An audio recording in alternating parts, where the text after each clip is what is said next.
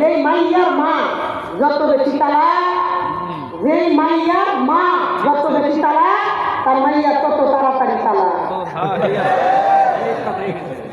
মাইয়া বলতে মানে মেয়ে আর কি, আমাদের গ্রামের ভাষায় বলছে তো, যেই মেয়ের মা যত বেশি তালাক, তার মেয়ে তত তাড়াতাড়ি তালাক।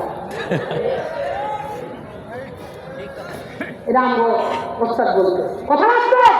আর এই জন্যই তো শরীয়ত তিনটা তালাকের অধিকার কোনো নারীর হাতে দেয় নাই, পুরুষের হাতে দিচ্ছে। পুরুষের হাতে কারণ সে মাথা গরম করে হুটহাট কি সিদ্ধান্ত নিবে, পরিণাম কি হবে, তার ভবিষ্যৎ ধ্বংস হবে, পোলাপানের ভবিষ্যৎ কি হবে, কিছু চিন্তা করবে না, কিছু খেয়াল করবে না। মুনতাহিদের দিকে গিয়া তালাক দিবসনামা পাঠাইয়া দিবে। এই বুঝাই তো শরীয়ত নারীর হাতে তিনটা তালাকের অধিকার দেয় নাই, স্বামীর হাতে দিয়েছে। আমাদের রাষ্ট্র